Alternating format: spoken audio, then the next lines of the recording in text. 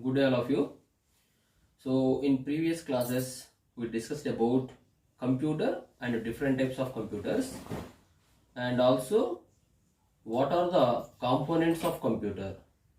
Today we are going to discuss about computing environments. Computing environments.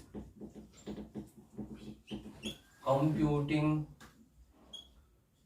environments.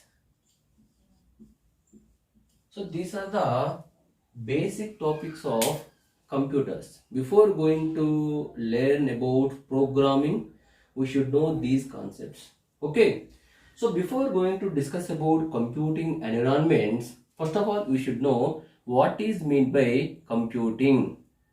The terminology itself contains computer. Correct or not? Yes. Computing means performing some operation or performing some task or performing some work by using computer is called the computing. Suppose by using computer, if I watch movie, that is called computing. Suppose in my computer I browse some data, that is called computing. In computer I listen, by using computer I listen some songs, that is called computing. So finally what I'm telling you, performing some task, some work by using computer is called the computing. Yes, there are four types of computing environments are available. First one is personal computing environment. Personal computing environment. What is meant by personal computing environment? In personal computing environment, all components of a computer, all hardware components of a computer. What are the hardware components of a computer?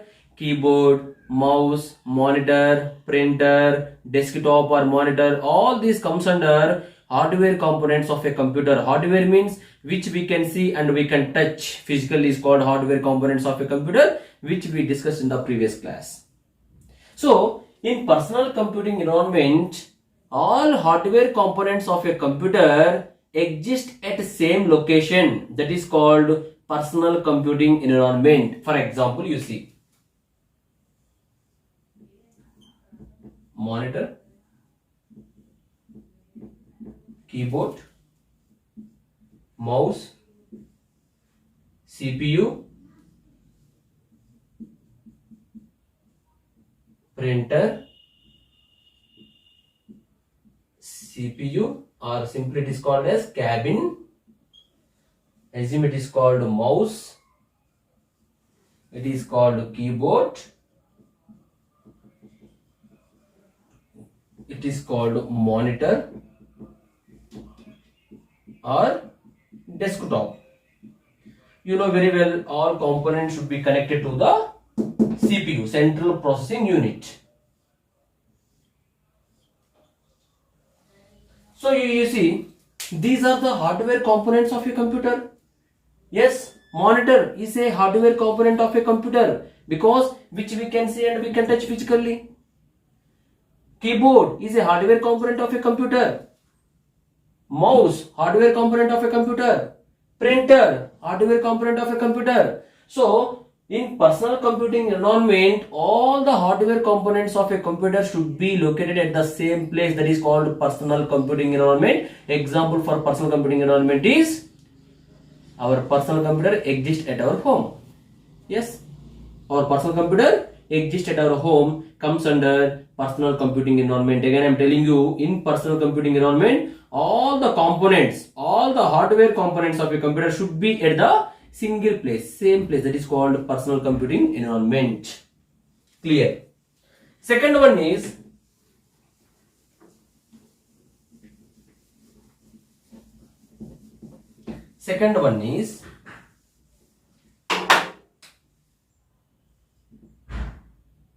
time sharing environment.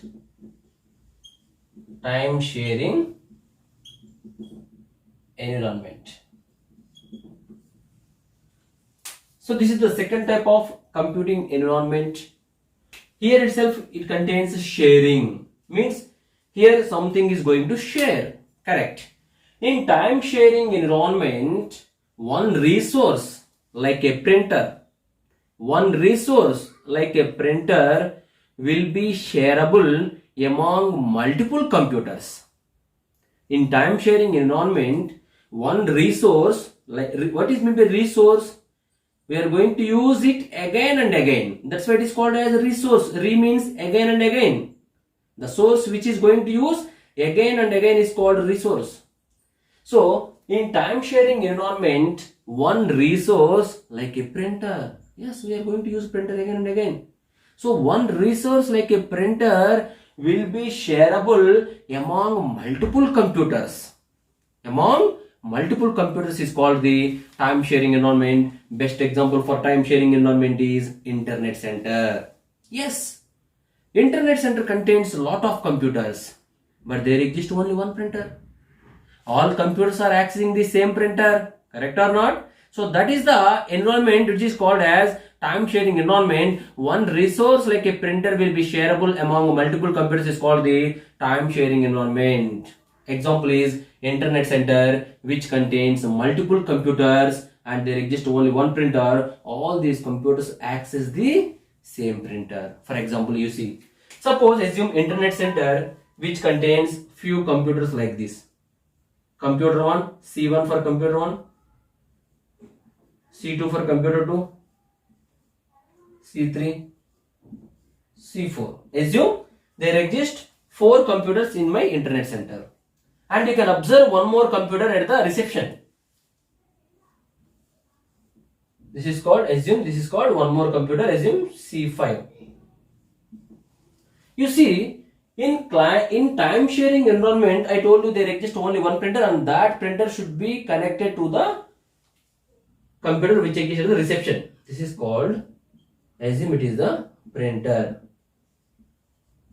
Assume it is the central computer. It is the central computer. This printer is connected to the central computer and all these computers should be connected to central computer.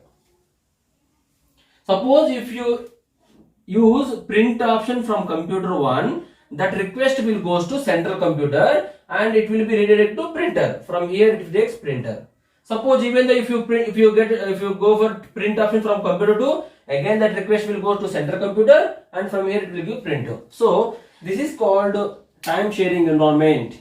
In time sharing environment, sharing a printer, sharing a resource like a printer among multiple computers means all computers should access the same resource like printer. That is called time sharing environment. Best example for time sharing environment is internet center. In this time sharing environment, all computers are connected to the central computer and that central computer should be connected to the resource like a printer. So this is called time sharing environment. Third one is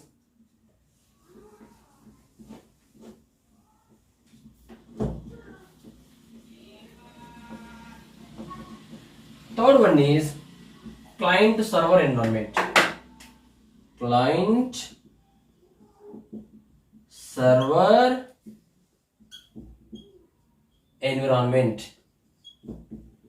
So before going to discuss about client server environment, we should know what is called a client and what is called a server. First of all, client and server both are called computers. Here in this point of view, client is a computer and the server is also a computer. So what is meant by client server environment? So client is a computer which always, for example, assume a computer. Assume it is called client. I told you client is a computer. So client is a computer which always requests some information from the another computer. Which always request. This is called request. It is requesting some information from the another computer. Assume this is called another computer. So client is a computer which always sends request to the server. Client is a computer which always sends request to the another computer. It is called client. Next one is server. Server is also a computer. Assume it is the server. Assume it is called server. Server means which contains serve. The purpose of server is to serve information to another computer, to provide service to another computer. So server is a computer which always gives response to another computer. Assume it is called response. That is enough. So client server environment means, first of all, client is a computer which always sends request to the another computer, which always sends request to the server. Server is a computer which always gives response to the client. This is the definition. These are the definitions of client and server. Example, take one classroom. I am a faculty. There exist 60 students. Suppose student asked me one question. Student asked me one question. So that is called sending request. That is called student comes under client. Based upon his request, I will give response to the student. So I become server. I become server. So in the classroom there exist 60 students. 60 students can ask me questions, but there exists only one lecturer. So means in client server environment there exists only one server and many clients. Correct. So client 1, assume it is called client 1, it is called client 2, it is called client 3, and so on. Client n means in client server environment there exists only one server and remaining all computers acts as clients. Clear? So client 2 sends a request, server gives a response. Again client 3 sends a request, again it gives response, like that. So in client server environment there exists only one server, remaining all computers acts as clients. One server will give response to all the clients. Correct? In a classroom only one lecturer will give response to all the students. So all the students comes under clients, lecturer comes under server. So in a client server environment there exists only one server, remaining all computers acts as clients, and one server will give response to all the clients. And client server environment is also called as request response architecture. Client server environment is also called as request response architecture. This is called client server environment. Sir, where we are going to use client server environment? For example, from my computer, there exists one computer. From my computer, I browse data like www.google.com. After entering www.google.com in browser, I need to press enter button. Correct or not?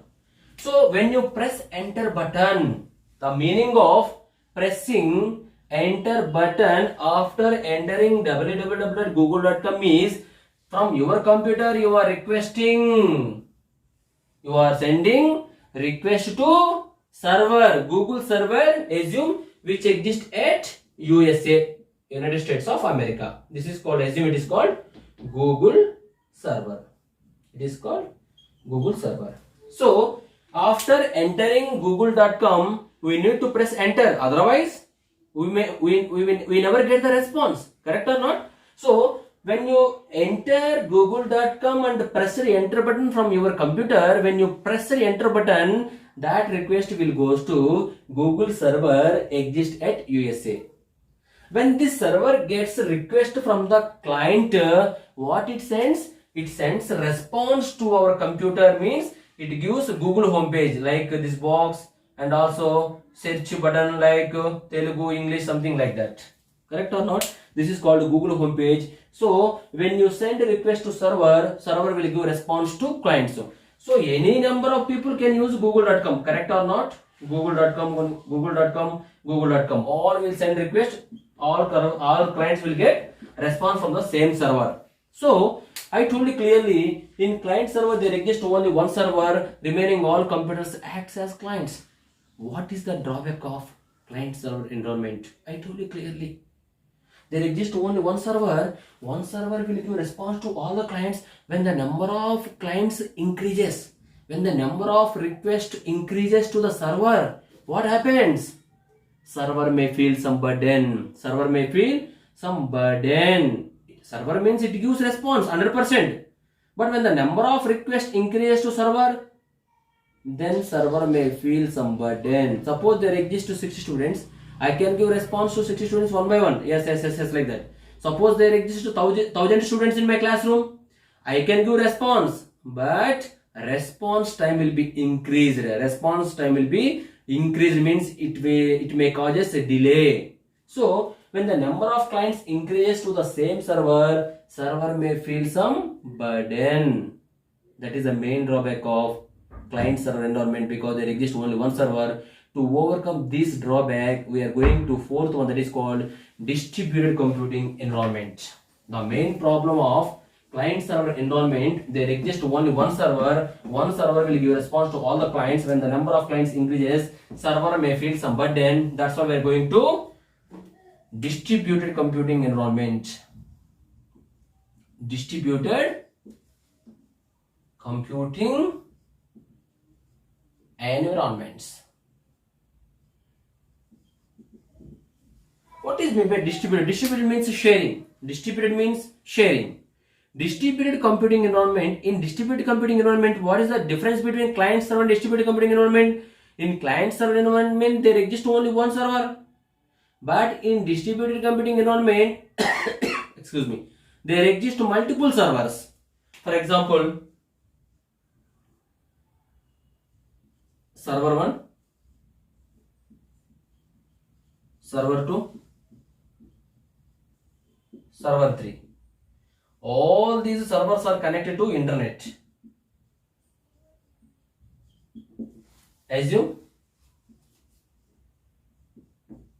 client 1, client 2, client 3 and so on, client n. So the difference between client server environment and distributed computing environment, in client server there exists only one server and remaining all computers act as clients. In distributed computing environment there exist multiple servers and multiple clients. Here what happens? Depends upon the number of clients. Some request will go to some server and some request will go to some other server and some request will go to some other server. Means here the number of requests will be shareable among the number of servers. That is called distributed computing environment. So through this what happens? Burden on one server will be reduced because there exist multiple servers. Some request will handle one server, some other server will handle some other request. So burden on one server will be reduced and response time will be speed. So these are the different types of. That's why I told you we are going to use google.co.in. There exist two things, google.com, google.co.in. So when you press google.com, that request will goes to USA server, Google server.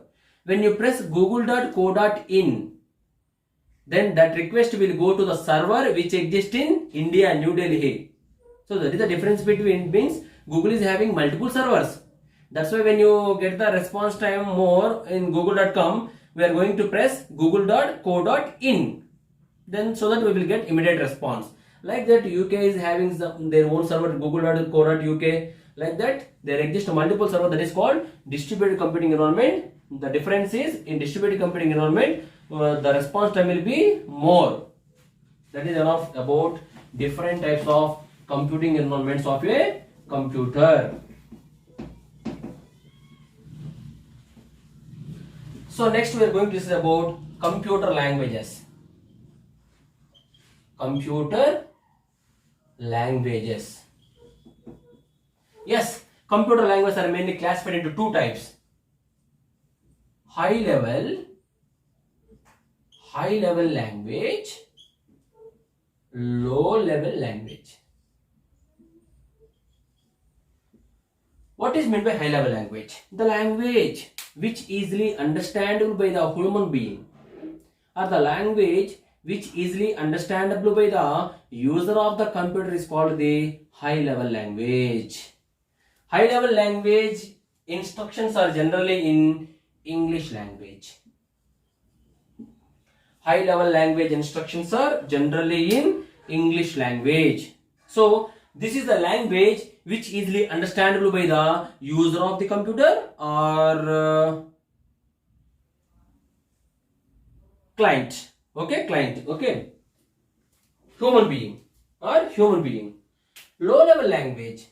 Low level language means the language which is not generally understandable by the human being is called the low level language. And low level language are classified into two types: assembly level language, machine level language. So what is meant by assembly level language? Assembly level language is also called as symbolic language. Assembly level language is also called as symbolic language.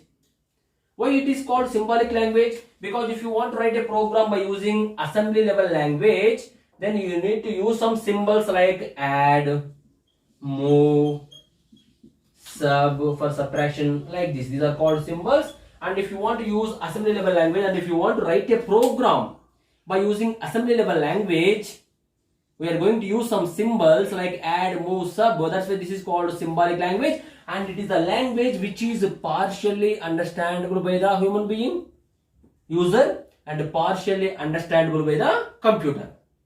It is a language which is not completely understandable by either human being or computer. It is a language which is partially understandable by the machine and human being. That's why we are not going to use assembly level language. And the next one is machine level language, the one and only one language which is completely understandable by the machine or computer is called the machine level language. The language which easily understandable by the machine or computer is called the machine level language. The language which is completely understandable by the human being is called the high level language. The language which is completely understandable by the machine or computer is called the machine level language. Generally, machine level language instructions are in the combination of zeros and ones. So what? As a human being, I can write to program. It may be C program, it may be C++, it may be Java. I can write a program by using English language, correct or not? So, as a human being, we can write a program by using high level language. Program contains a number of lines. Each line is called an instruction. A line in a program is called generally instruction, that we will discuss in the later sections. Okay, so generally a user can write a program by using user understandable language, that is called high level language. This high level language program cannot understandable by the computer or machine. So what we require? We require a translator. Which finally our program should be understandable by the computer, because we are writing program in computer. Our human written program should be understandable by the machine, and which understands only zeros and ones, that is called machine level language. As a human being, I cannot write a program by using machine level language. I can write a program by using high level language, because user can understand only high level language. So our written program cannot understand by the machine. For example, there exist two persons. One person knows only Telugu, one person knows only Tamil. So I can speak in Telugu only, he cannot understand Telugu, he can speak in only Tamil. What I required? I required a mediator, intermediate, or simply we can say broker, who knows Telugu and as well as Tamil. So that is called translator. These are called translator. So we need a translator. Next topic is translator. We need a translator. The topic is translator. Translator means what? It is a program. Or collection of programs Translator is a software which translates one language program into another language program. One language program into another language program. There are two types of translators are available. One is assembler. Second one is compiler. Assembler means assembler is a translator which translates assembly level language program into machine level language program. I am not going to use assembly level language program because it is only partially understandable by the human being. I am going to write program by using high level language. So we need to use compiler. Compiler is a translator. Compiler is a translator which translates high level language program or user written program into machine understandable language program. That is called compiler. Compiler is a translator which translates high level language program into machine level language program. That is called translator, called compiler. This is enough for today. Hi friends, anybody not subscribed, please I am requesting you, please send these links to all your friends and ask them to subscribe. Okay, thank you for your cooperation. Thank you.